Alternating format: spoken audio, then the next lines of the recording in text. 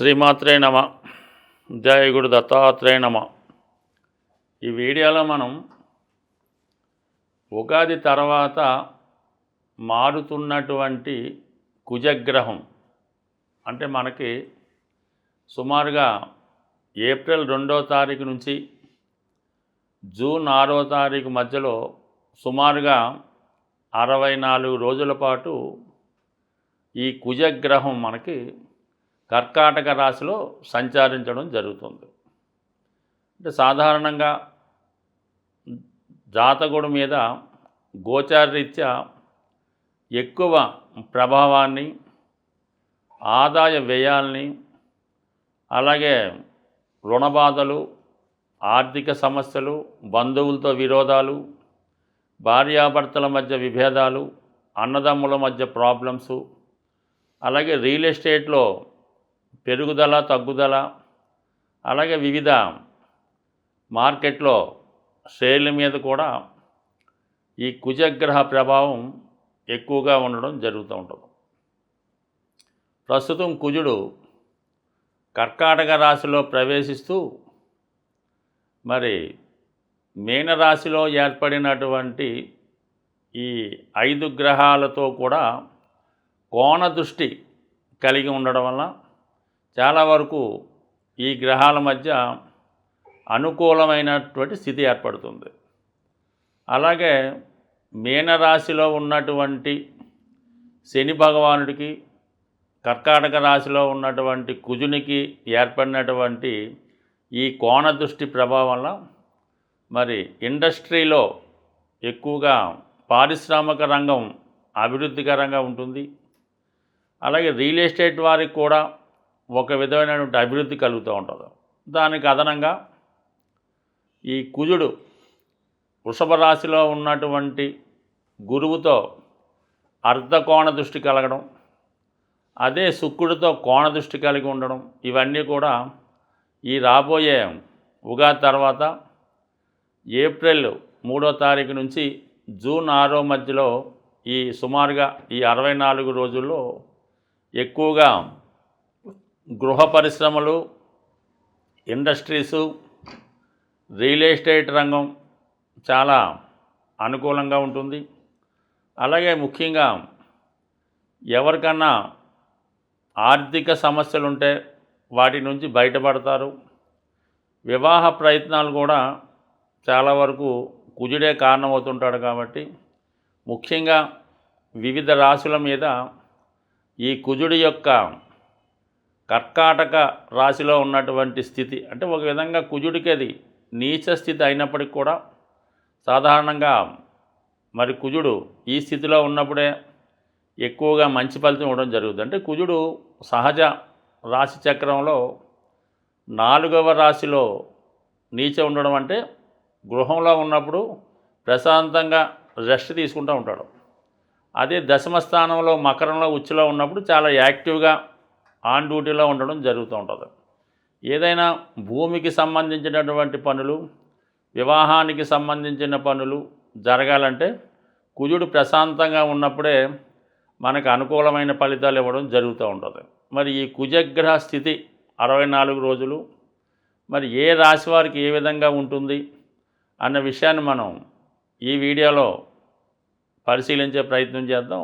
వృషభ రాశి వారికి కుజుడు తృతీయ స్థాన సంచారం అంటే ముఖ్యంగా రాశిలో ఉన్న గురువుకి ఈ వ్యయ సప్తమాధిపతి అయినటువంటి కుజుడు అర్ధకోణ దృష్టి వల్ల ఈ రాశి వారికి ఆర్థికపరమైనటువంటి సమస్యలు చాలా వరకు పరిష్కారం అవుతాయి. ముఖ్యంగా మీరు ఏదైనా కొత్త పని ప్రారంభించాలంటే చాలా ధైర్యంగా ఈ సమయంలో మీరు ప్రారంభించవచ్చు.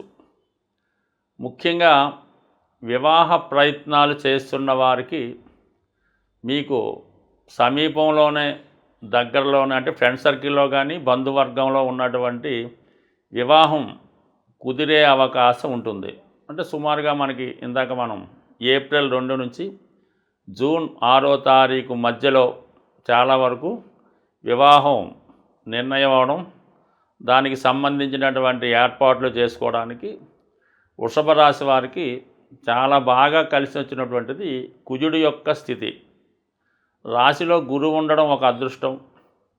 మరి సప్తమాధిపతి 3లోకి వచ్చి 2 గ్రహాల మధ్య ఏర్పడినటువంటి అర్ధకోణ దృష్టి చాలా వరకు మీకు సక్సెస్ రావడం జరుగుతుంది. అంటే ముఖ్యంగా వివాహ విషయంలో కానీ, కొత్తగా ఏదన్నా వ్యాపారం చేద్దామన్నా, పార్ట్నర్షిప్ వ్యవహారాలు చేసుకుందామన్నా, లేదు ఇంకా మనకి కొత్త వ్యాపారాలు, విడిపోయినటువంటి భార్యాభర్తలు, దూరమైనటువంటి మిత్రులు లాంటి వారు తిరిగి కలుసుకోవడానికి కూడా ఈ గ్రహస్థితి చాలా వరకు చెప్తూ ఉంటుంది. అంటే సప్తమం అన్నది ఏంటంటే మనం ఎవరితో అయితే నిత్యం వ్యాపార వ్యవహారాలు చేస్తుంటామో అది వస్తుంది, భార్య లేదా భర్త వస్తుంది.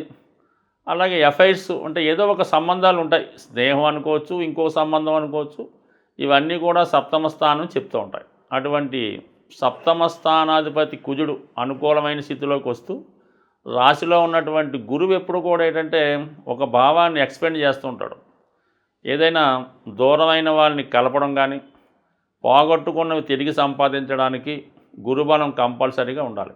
సో ఈ 2 గ్రహాల మధ్య ఏర్పడినటువంటి అర్ధకోణ దృష్టి 100% మీకు వివాహం నిశ్చయం అవుతుంది. దూరమైనటువంటి వారు తిరిగి దగ్గరవుతారు. ఇంకా మీకు పర్ఫెక్ట్ టైం కావాలంటే గురువు ఉన్న డిగ్రీలోకి నెమ్మదిగా ఇప్పుడే అంటే మనకి ఏప్రిల్ 3వ తారీఖునే ప్రవేశించినటువంటి కుజ భగవానుడు నెమ్మదిగా మరి ముందుకెళ్ళినప్పుడు, గురువు ఉన్నటువంటి డిగ్రీలకు దగ్గరగా వచ్చినప్పుడు మీరు అనుకున్న పనులు ఇంకా గట్టిగా నెరవేరుతాయి.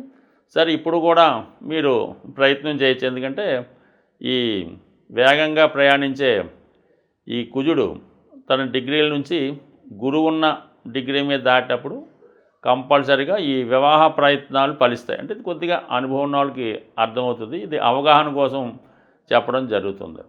దాంతోపాటు ఈ కుజుడికి రాస్యాధిపతి శుక్రుడికి ఏర్పడినటువంటి కోణ దృష్టి, ఇది కూడా చాలా వరకు మరి కొత్త సంబంధాలు ఏర్పరచుకోవడానికి, కొత్త వ్యవహారాలు స్టార్ట్ చేయడానికి నడుస్తూ ఉంటుంది. అంటే మీనరాశి ఒక చలనచిత్ర రాశి లాంటిది.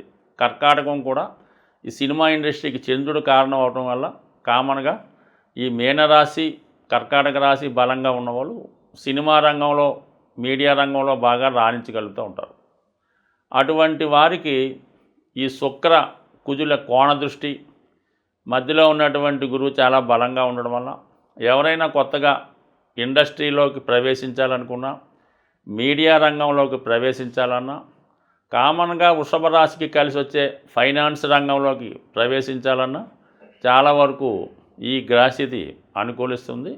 ఇక రాహు సంబంధం కుజుడికి ఏర్పడడం వల్ల చాలా వరకు ఈ సాఫ్ట్వేర్ రంగం అనేది కామన్ కాబట్టి మొత్తం మీద ఏదైనా ఈ వృషభ రాశి వారికి రాబోయే సుమారు 2 నెలల్లో జీవితంలో సెటిల్మెంట్ రావడానికి ఈ పంచగ్రహ కూటమైతేనే, కుజగ్రహ స్థితి అయితేనే, గురువు వీళ్ళంతా కూడా సహకరిస్తున్నాడు. అయితే ఈ బలం మే 15 వరకు చాలా బలంగా ఉంటుంది కాబట్టి ఈలోగా మీ యొక్క ఇంపార్టెంట్ కార్యక్రమాలు పూర్తి చేసుకుంటే ఇంకా పని చాలా సులువుగా పూర్తయ్యే అవకాశం ఉంటుంది.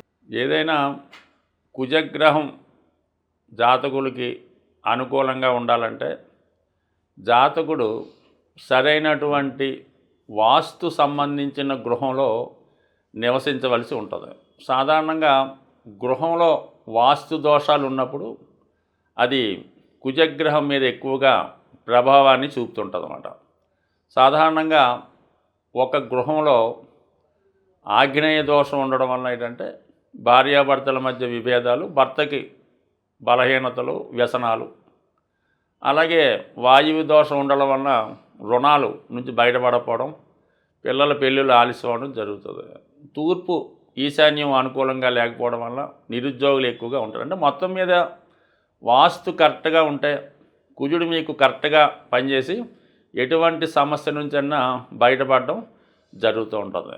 సాధారణంగా మీ యొక్క జన్మజాతకంలో కుజుడు పాపగ్రహాలతో ఉన్న, దుస్థానంలో ఉన్న కంపల్సరిగా మీరు నివసించే గృహంలో వాస్తుపరమైన దోషాలు 100% ఉంటాయి. సో దక్షిణ దిక్కు మొత్తం కూడా కుజుని యొక్క ప్రభావం ఎక్కువగా ఉంటుంది. అందుకే చాలామంది దక్షిణ ఫేసింగ్ గృహం అంటే ఇబ్బంది పడుతూ ఉంటారు. అది కుజుడు వారి రాశిలో వారి యొక్క జన్మజాతకంలో బలంగా ఉంటే దక్షిణమే వాళ్ళకి బాగా రాణించడం కూడా జరుగుతూ ఉంటుంది. బట్ ఏదైనా మీరు ఒక ఆర్థిక సమస్యలో ఇరుక్కున్నా, కోర్టు సమస్యలున్నా, తరచూ యాక్సిడెంట్లు అవుతున్నా, మీ కుటుంబంలో ఒకరికి చాలా వ్యసనాలు ఏర్పడుతున్నా, స్త్రీలకి సరైనటువంటి అనారోగ్య సమస్యలు కానీ, వారికి ఏదో ఒక ప్రాబ్లం రావడం కానీ జరుగుతున్నా, కుటుంబంలో ఎవరూ పని లేకుండా అందరూ నిరుద్యోగులుగా ఉంటూ ఏదో ఒకళ్ళ ఆదాయం మీద ఆధారపడుతున్నా, ఇవన్నీ కూడా కుజగ్రహ ప్రభావం వల్ల ఆ గృహంలో వాస్తు దోషాలు ఉన్నట్టు గమనించవలసి ఉంటుంది. అంటే కేవలం మీరు అద్దింట్లో ఉన్నా ఆ వాస్తు మీ మీద పనిచేస్తుంది. ఒకవేళ మీరు సొంత ఇల్లు ఉన్నా ఆ సొంత ఇంట్లో ఉండకుండా వేరే ఇంట్లో ఉన్నా మీ మీద వాస్తు దోషం అన్నది ఎక్కడికి వెళ్ళినా మీ సొంత గృహం అంటూ ఉంటే, అంటే మీ సొంత గృహం అవ్వచ్చు, మీ తాతగారిది అవ్వచ్చు, తండ్రి గారిది అవ్వచ్చు, ఇవన్నీ కూడా మీ మీద ప్రభావం చూపుతుంటాయి. కాబట్టి ఎక్కువగా మనకు ఒక సమస్య 2-3 సంవత్సరాలైనా పరిష్కారం అవడం లేదు. ఎంత ప్రయత్నం చేసినా దాని నుంచి బయటపడలేకపోతున్నాం. గ్రహాలు మారినా, దశలు మారినా అదే సమస్య ఉందంటే కంపల్సరీగా మీరు నివసిస్తున్నటువంటి గృహంలో వాస్తు దోషం ఉన్నట్టుగా భావించి దాన్ని ఏదో విధంగా సరి చేసుకుంటూ కుజగ్రహ అనుగ్రహం కోసం సుబ్రహ్మణ్య స్వామి ఆరాధన, అలాగే హనుమాన్ ఆరాధన కంపల్సరిగా ప్రతి మంగళవారం మీ ఇష్టదైవాన్ని ఆరాధించడం వల్ల, మంగళవారం నియమంగా ఉండడం వల్ల టెంపరీగా మీ ఉన్నటువంటి వాస్తు దోషాలు పరిహారం అవుతాయి. అలాగే ఈ రుణ సమస్యలు, భార్యాభర్తల మధ్య విభేదాలు, నిరుద్యోగ సమస్యలు కూడా చాలా వరకు ఈ సుబ్రహ్మణ్య స్వామిని కానీ హనుమాన్ కానీ ఆరాధించడం వల్ల పరిహారం అవుతాయి. బట్ ఏదైనా శాశ్వత పరిహారం మాత్రం కంపల్సరీగా ఒక 2-3 సంవత్సరాలుగా ఒకే సమస్య మిమ్మల్ని వేధిస్తుంటే మీ గృహాన్ని కూడా సరి చేసుకుంటే కేవలం మీరు త్వరలోనే ఆ సమస్యలు సాల్వ్ అవడం అనుభవరీత్యా కనబడుతుంది. స్వస్తి.